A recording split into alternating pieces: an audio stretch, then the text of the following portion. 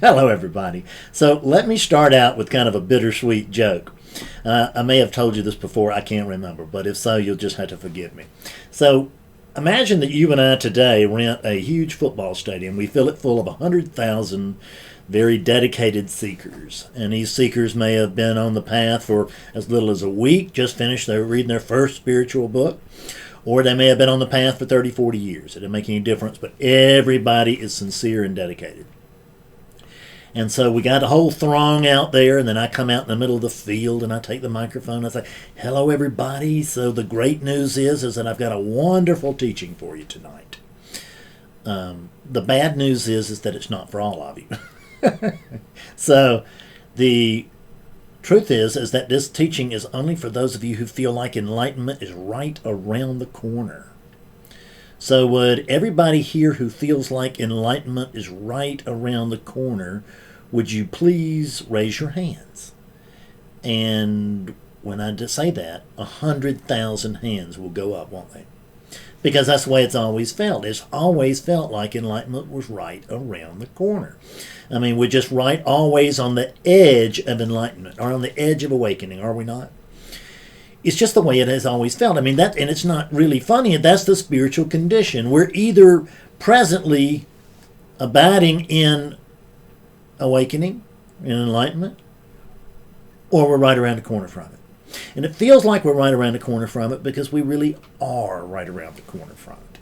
Everybody at every moment is right around the corner, is right on the edge of enlightenment. But we don't realize it, because the one who feels like that we're right on the edge of enlightenment is actually the one who's in the way of enlightenment.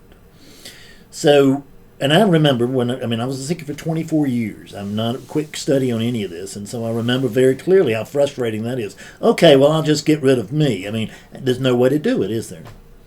We can't actually get rid of me. We don't even need to get rid of me. We really don't. You know, people some kind of mean they're just scared to death. I'm going to kill their egos. Man, I should be so lucky. Ask Betsy if she's living with an ego. So, what we have to recognize is that because we're not, because what feels like it's blocked from enlightenment is the thing that's blocking enlightenment. It's just crazy. So there's obviously, since this is the problem, so to speak, since the one who wants to get clear is the problem, then it is not a usable tool for us. We can't use this one actually to achieve enlightenment. We may be able to use the unit to create some environmental controls or something, but we can't actually use this unit in order to gain enlightenment. We don't actually gain enlightenment because we already got it, but we say we gain enlightenment, we say we achieve it, we say we walk through the gate, we say all kinds of stuff because we can't actually tell you the truth. That's what it amounts to. So what I want to do is I want to talk about I don't want to talk about the problem. I don't want to talk about one who's in the way. I want to talk about the solution. I want to talk about you. I want to talk about who you really are. See, when we're not experiencing awakening, then it always felt like if we have not had an awakening, then we don't know what we're missing. But if we have had an awakening, if we have had a glimpse even, but God forbid, I mean, I talk to people who have had, not just glimpses, but who've had, several hours is very common. Even a couple of days, not quite so common, but certainly I hear it. I even hear months. I have talked to people who have been awake for as long as 2 years. I don't mean to scare the bejesus out of everybody out there that hasn't been awake 2 years, but I have talked to people who've been awake as long as 2 years, and then, bam, went right back to sleep and stayed asleep until, well, usually for the people I'm talking about, until they talk to me. But there's a lot of people that don't talk to me, and they were awake and now they're not, and they may never wake back up, because that's just the way things are. That's the because of it. There is no because. That's just the way that things have happened. But what we're interested in is the because for you. And because you are talking to me, you're hearing this. Obviously, that's not your path, because I can help you. So it feels for all the world like right now that you are that little person, that you are the little man or the little woman that's listening to this. It feels like you're the human being that's over there, that's on this spiritual path, been on this spiritual path, and may be frustrated with this spiritual path. But you're not that little human being, or I can't say you're not that human being. You are oneness. You're the whole thing. You're the whole kit and caboodle. So you can't not be that human being over there. But you're not limited to being that human being over there. You're not in any way, shape, or form limited to being just one of these. And as I had someone this week who told me, well, that would mean that we were getting close to enlightenment, form, awakening. And he told me, well, that means that every perspective would be everything that's looking that would all be the same. And I said, that's right. You got 7 billion pairs of eyes just on this planet. Not to count the human eyes, because the animals, you're looking through with all those eyes too. You're looking through all the insect eyes. You're feeling everything that the insects are feeling. You're feeling everything that the human beings are feeling. All simultaneously. I know. You just forget trying to figure this out. The mind cannot get you there. If the mind would get you there, you'd already be there. So look at it that way. I like to say, if words were going to work for you, they would have already worked. So these words are not going to work for you either, but they might put you closer to something that will work. Because what will work for you is experience. All you have to do is experience yourself. You can't, as a general rule, you can't hear about yourself and then find yourself. You just can't. It's just not very effective. If it was really effective, millions of people would be awake who are not. What you have to do is actually participate in the experience of being yourself. In other words, it's not a figuring out, it's a noticing. So what you really are is you are the light. You are the light without which none of this could be taking place. But nothing lights you. You are self-luminous.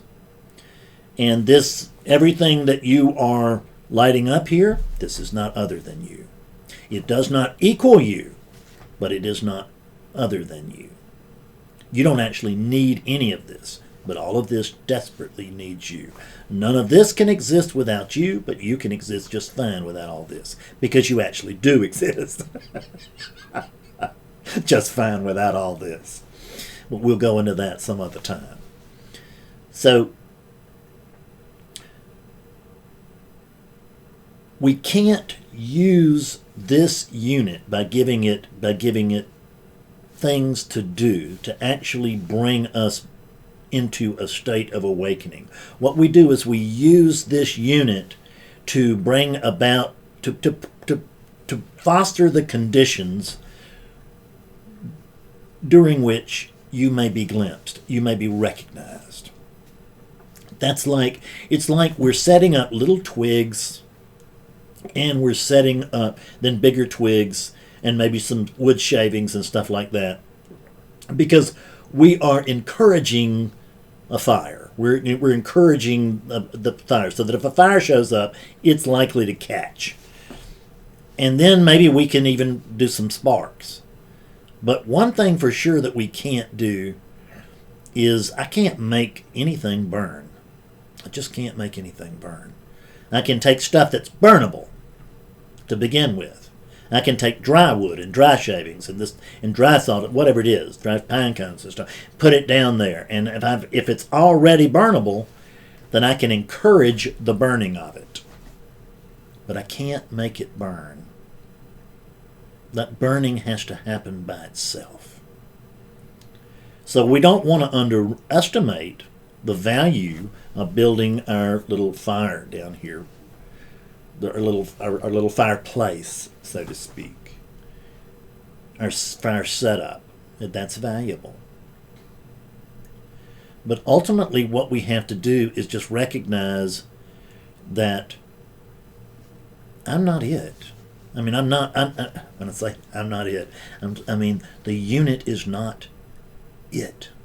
The unit is a tool, but it's not the thing. It's not the thing that's going to wake up. The unit never wakes up. The only thing that can wake up is awakeness, and you are awakeness. You are awakeness, and you are confused at the moment. You believe that you are, in this case, a Fred. You believe that you are that little human being. But you're not. You're not limited to that. You are this whole thing. You really are. It's hard to believe, and it's impossible to believe, isn't it? Let's just tell ourselves the truth. It's impossible to believe. If you're not currently experiencing awakeness, then it's impossible to imagine that all of this is not other than you. But that's the truth of it. When I talk to people in sessions and stuff, or actually when I talk to people at the grocery store, I'm never talking to other people. I'm always talking to me. I mean, there's nothing else for me to talk to. I'm the only thing there is, so I can't talk to anything else. You can say the same thing. It's just that I'm speaking from my direct experience. You can speak from your direct experience. Your true direct experience. And we come back to some of the simple things that I do, which is look through the body right now. Look through that body, but not as the body. Look through the body. Use that body just like I'm using this pair of glasses. I'm looking through this pair of glasses. This pair of glasses is a looking tool. But I'm not confusing myself to be the pair of glasses. I understand this is a looking tool. This is also a looking tool. Swear to God. This is a looking tool for you. But you are the user of the tool, not the tool itself. You are the carpenter, not the hammer. That's the truth. Hammers are fine. We need hammers. They're wonderful. Let's have it. But that's not what you are. And these other people around here, that's not an assortment of hammers for you to do what you want to with either. That's you. That's really and truly, that's you. And we can get lost in all kinds of things, like I can tell you the truth, that you are the awake space, but that's probably not going to mean much to you at this point. I can tell you that the truth is closer than close, but that's probably not going to mean a lot to you right now. That's because I find that these pointers are not very effective prior to awakening, but they are wonderful for helping us to confirm it. What really moves us is the experience of awakeness. So try this. Close your eyes and just notice that tingling feeling, that aliveness that is already present. It's unmissable because the thing that's looking around saying, well, where's this aliveness, is the aliveness. You are that light.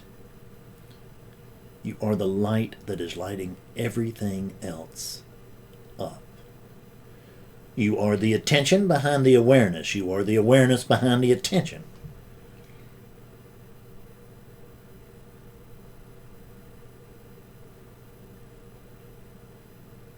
You are acceptance of everything that's already here. You have already accepted everything here, unbelievably. You have. And this everything is you. And you are this everything, and yet at the same time you are nothing. You are no thing.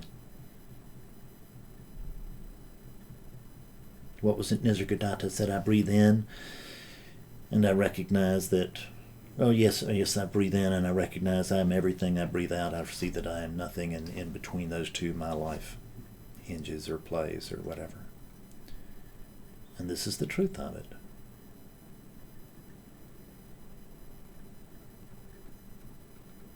Enlightenment is not going to be found later. It's just not. Enlightenment is really right about right now. Enlightenment is going to be discovered in this moment, but it's not going to be discovered by the one who thinks it's listening to this, but not going to be discovered by that human being. That's what you think you are, but you are the thing that's using that human being.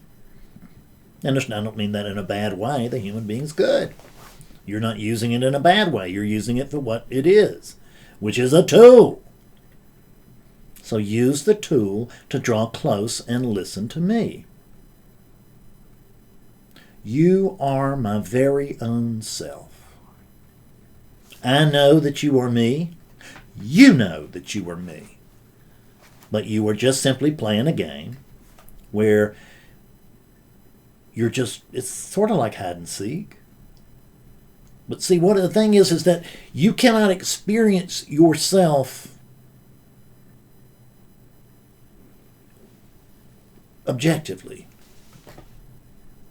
unless there's a subject and an object. For instance, awareness without something to notice, there's no noticer. In deep dreamless sleep, where are you? What recollection does anything have of deep dreamless sleep? Not just the character over there, the Fred character here. It's not only the Fred character that doesn't recall deep dreamless sleep. Nothing recalls deep dreamless sleep. Because in the absence of an object, awakeness is not aware of itself. It just isn't. Doesn't mean it isn't. It just means it's not aware of itself. That awareness is born with I am. When the I am is born, then now I'm aware of myself.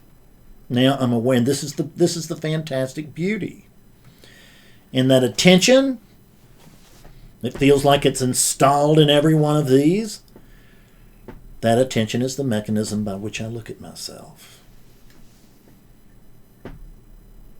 When attention looks at awareness and becomes aware of awareness, when attention becomes aware of attention, that is the Atman becoming aware of Brahman. And you are, but the Atman is not other than Brahman. Brahman is not other than Atman.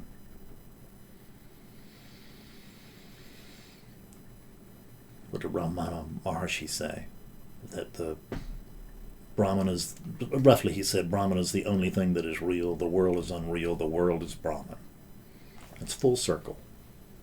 It's full circle.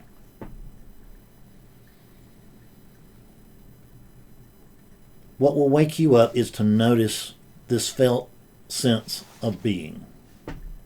Everything I do is built around the sense of being. Well, everything everybody does is built around the sense of being. But everything that I do in my teaching is built around the sense of being. We have to first recognize that sense of being. That's the first thing I do with people in an awakening session. Here's a free tip from an awakening session. You know you're there. I know I'm here. We know that we are. We know that we're alive. Now find out how you know you're alive. That's your key. How is it that you know you're alive? I mean, I know you know. We all know we're alive. I don't have to call Betsy and say, hey, I'm thinking I'm alive over here. Am I? Is that true? Could you confirm that? I don't need that. I know I'm alive. I don't know what I am, and I don't know what I'm doing, but I do know I'm alive. I don't know why I'm doing anything, or if I am doing anything. I'm not sure that I am. But it looks like I am. It can feel like I am. Particularly if I'm thinking I'm this. But this is just my explorer. This is my little explorer that I send off on adventures. To let him let him, but that's really me, to let me experience myself via that. What is it that makes a human being a human being? Because when you have and I've talked to other people, and I did it myself. I was with my dad when he died, and he went from being a human being to being just a husk in a second. I mean, he was there, and then he was gone, man. And that body was no more my dad than anything the man in the moon. Just he was there, boom, he was gone. And I hear this very commonly from people. So what is it that makes a human being a human being? It ain't that body, is it? Because that body was still there, but that was not a human being. That was a body. That was a cadaver. That's what that was. But the being part, see, the human was left, but the being was not. Because when the being leaves, there's no human being. There's just a human was.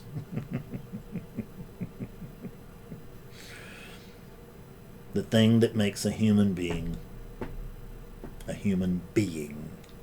That's what you are. You are not anything that you're aware of. You are what's aware of anything. I don't know if this helps or not, but it seems like it might. You can let me know. Thanks. See you later. Bye-bye.